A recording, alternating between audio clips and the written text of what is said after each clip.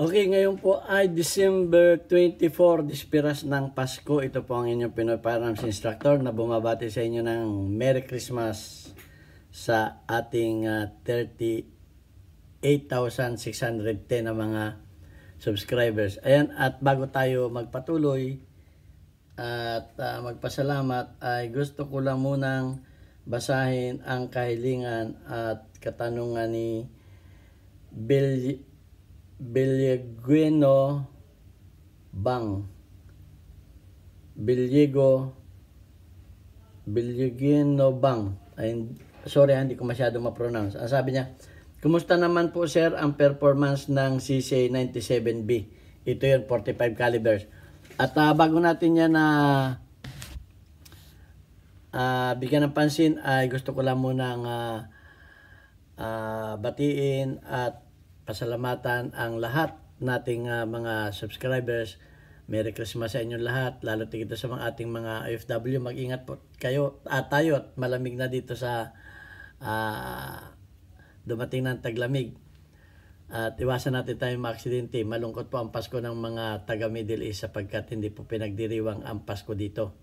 Dahil ito po ay bansa ng mga kaibigan nating Muslim.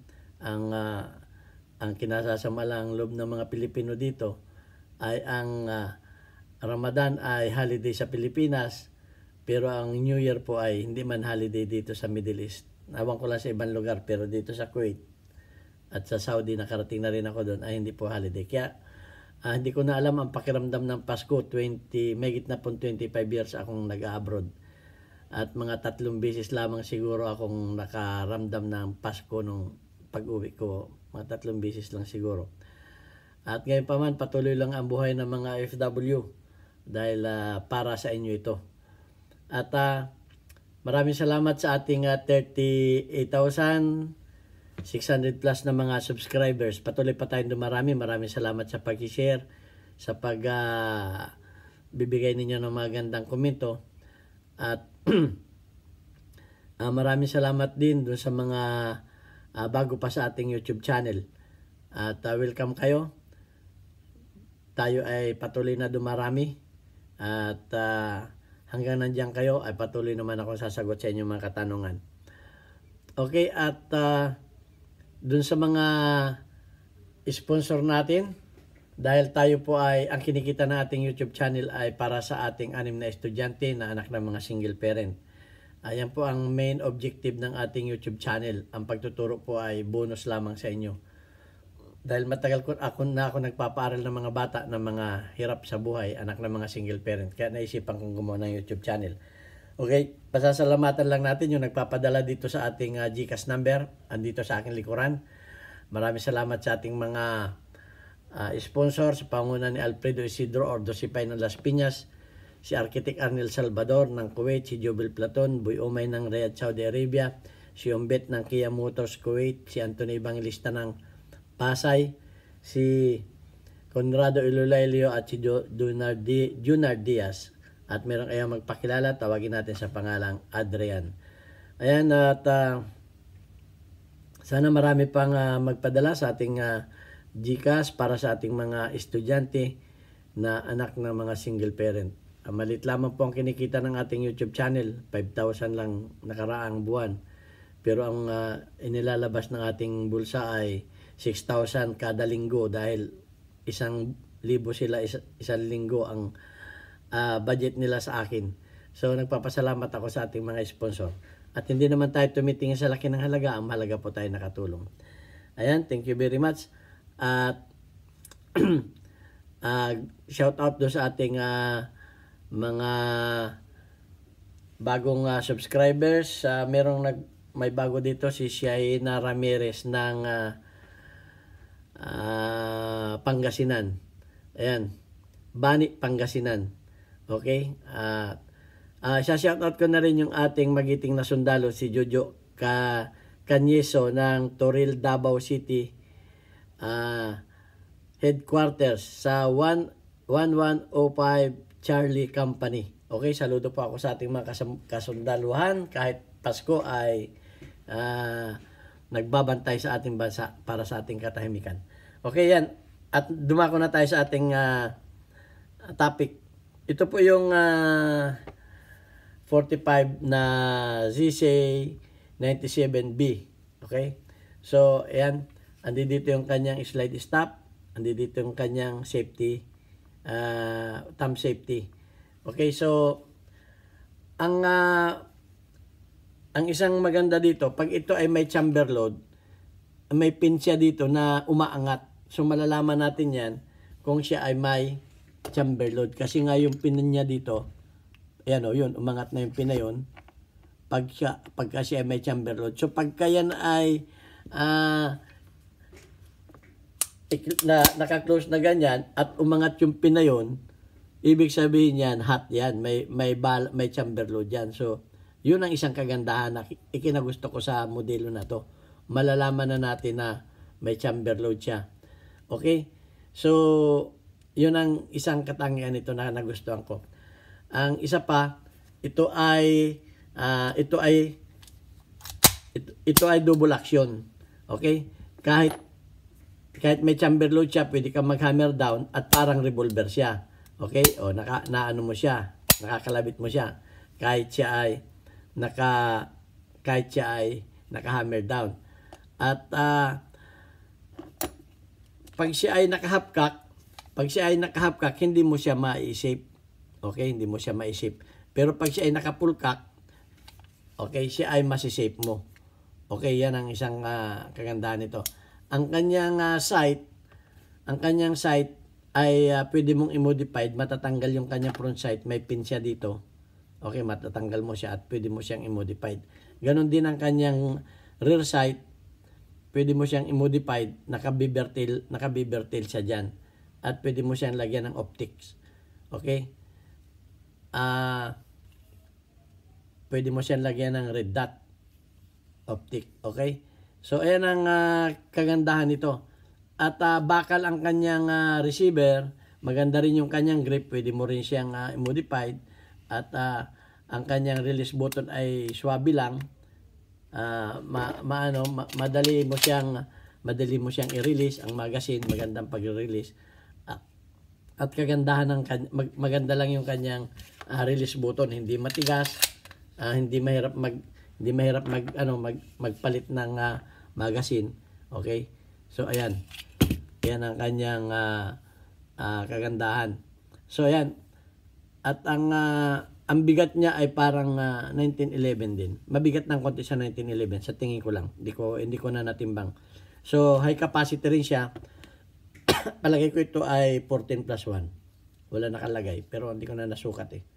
Okay? So yan ang ang kagandahan nito. So ang isa pa nito ay parang 1911 din. Meron siyang barrel bushing at meron din siyang housing ng recoil spring. Okay, so ano naman ang sabi ko na yung mga kagandahan nito purong bakal siya, purong bakal. So ano pa? Baka may nakalimutan ako, sabihin niyo. Maganda rin ang trigger pull niya at medyo mahaba lang yung kanyang travel. Okay, mahaba kinakailangan pag kabisado ninyo. Pero yan naman ay nagagawa niya ng paraan para na umiksi. Okay. So ang sasabihin ko naman sa inyo ay kung paano ito, bakit naman, ano ang mga nasisira dito. Ang mga nasisira dito ay dahil sa kulang sa kaalaman. Sasabihin ko sa inyo, kung meron kayong ganito, mag-ingat kayo. Okay, bubuksan natin siya. Ang unang nasisira dito ay itong slide stop niya. So, tanggalin natin yung kanyang slide stop. Okay, tatapat lang ninyo yung timing niya dito para ninyo mabunot yung slide stop. I-atras ninyo ng konti to at makikita ninyo dito mayroon siyang guhit na timing. Okay. So, ito ang slide stop niya. Ang slide stop niya ay napuputol ito kaya dapat may reserva kayo. Pero, maiwasan ninyo ang pagkaputol nito kung alam ninyo ang dahilan. Kaya ang ginawa ko dito, ito ay nakatanim na lamang yung kanyang pin na ito ay yung dulo ng barina na 5 mm. Okay, nilagyan natin ng sabat doon para hindi matanggal. So, bakit bakit napuputol yung kanyang slide pin? Pag ito ay kamukha nito, hindi ko na pinagamit dahil walang shock valve. Okay, kinakailangan ito may shock valve, yung nandito sa dulo na ito, para maiwasan natin yung bagsak ng ng slide pagka naglo-load. So wala na itong shock valve. Kaya ang masisira diyan pag wala na shock valve ay ito at saka yung kanyang barrel ay magka-crack siya dito. Magka-crack yung barrel niya dito. Okay? So yan ang inyong tandaan kung may mga sisi kayo. At ang isa pa ay ito ay may barrel bushing pero hindi kamukha ng 1911. Ito ang barrel bushing nito, ito yung housing ng kanyang spring ay naka-thread. Ito naka-thread siya dito. So tanggalin natin. Yan, natatanggal ito eh. Meron talagang tool na pantanggal nito. Hindi ko lang nadala. Pero madali naman itong tanggalin. So, naka-thread yung kanyang barrel bushing. Pero bakit nasisira ang barrel bushing nito? Ito Ito naka-thread lang ito. Ang itsura niyan ay ganito. Ito yung reserva. So, pagka kayo ay nagbuo nito at hindi ninyo na ilagay ng tama ang timing ng barrel bushing, ganito ang mangyayari sa barrel bushing ninyo. Yan napigtas. Ayan, napigtas. Ito naputol. Ito naputol. Naputol.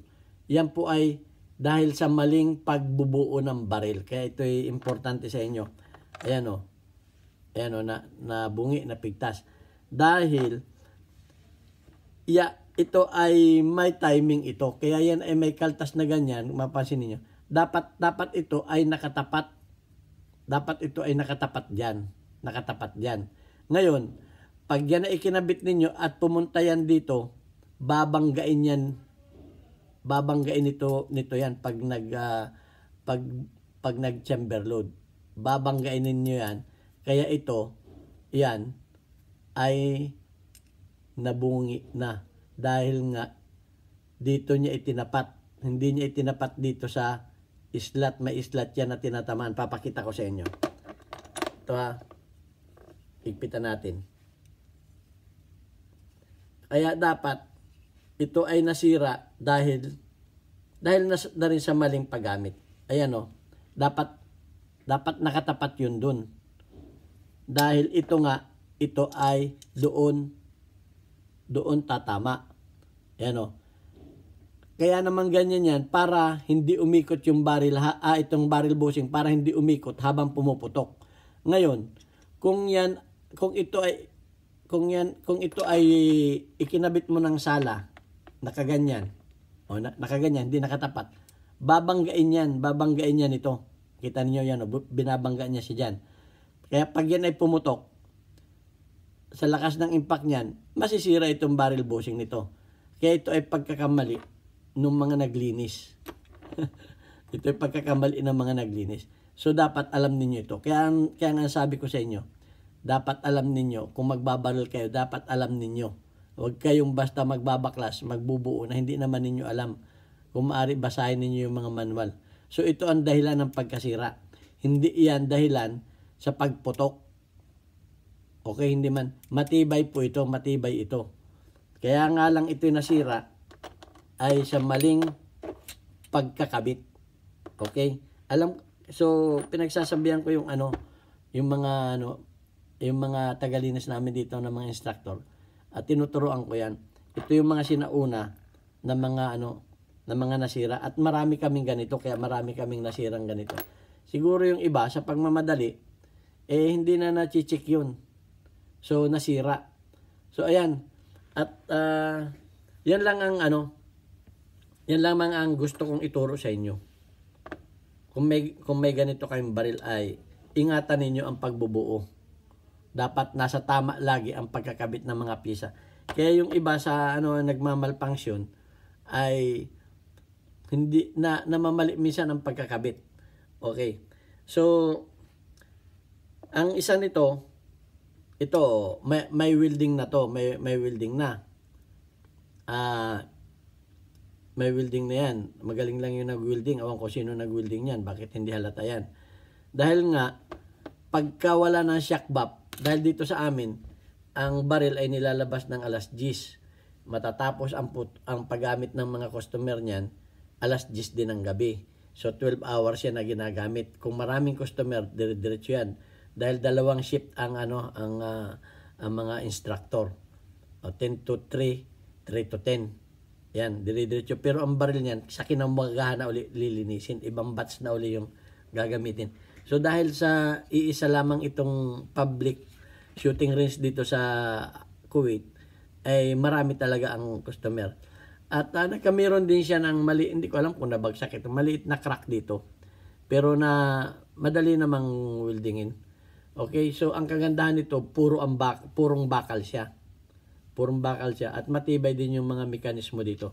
Minsan napuputol din yung trigger return spring doon, pero madali namang gawin. Yung maliit na ano lang na spring wire, mga 0.8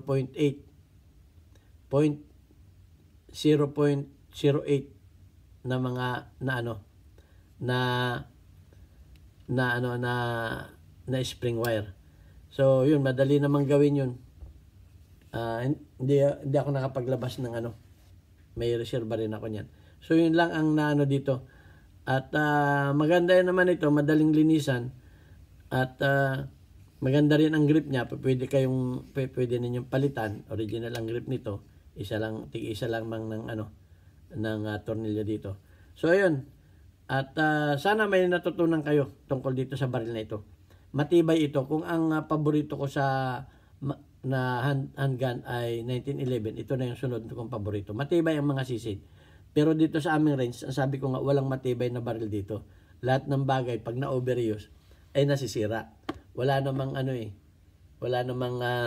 bagay na kagamitan na hindi nasisira kung talagang ginagamit. So, ganun lang talaga.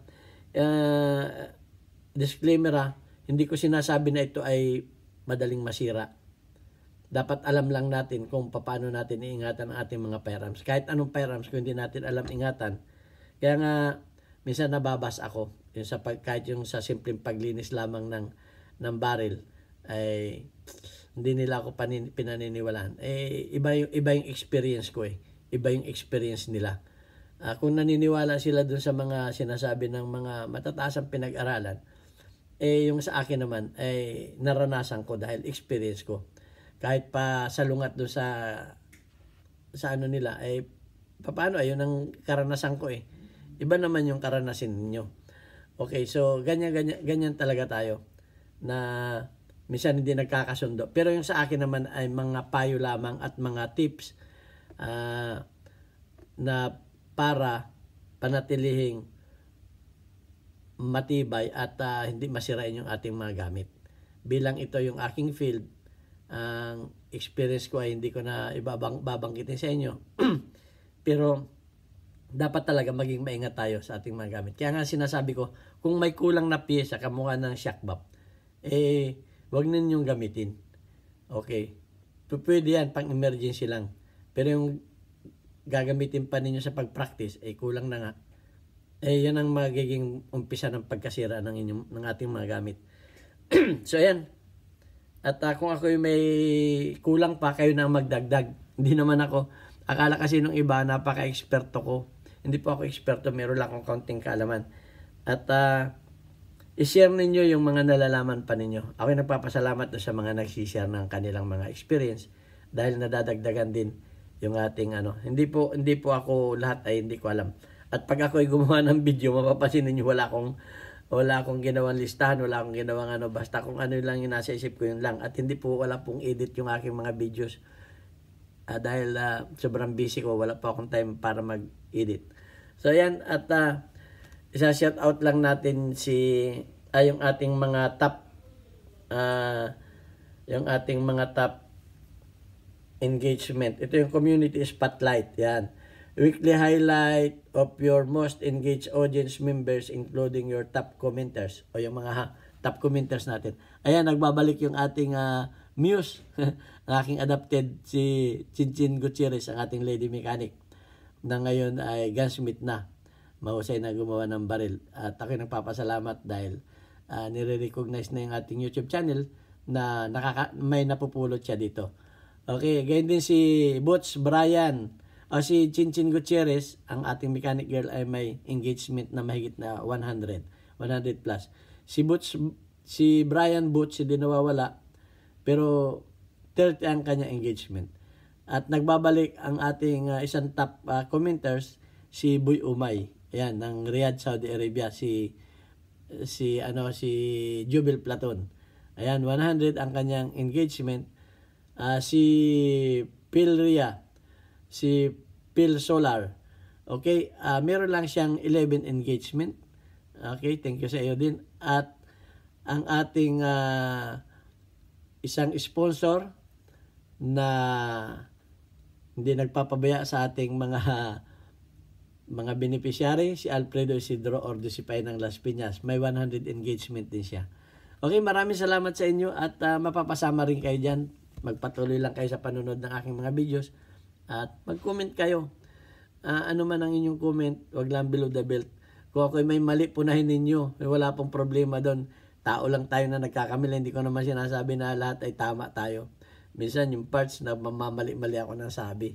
Kayo nang balang umunawa sa akin dahil nagmamadali tayo lagi sa pagkagawa ng ating mga videos. Hanggang 20 minutes lang kung maaari. Umabot na tayo ng 21 and 30 seconds. So, ito hanggang dito na lamang. Ito ang inyong Pinoy Firearms Instructor. Nag-Smith din naman. Hanggang sa muli. Merry Christmas muli sa inyong lahat. And God bless us all. Thank you very much.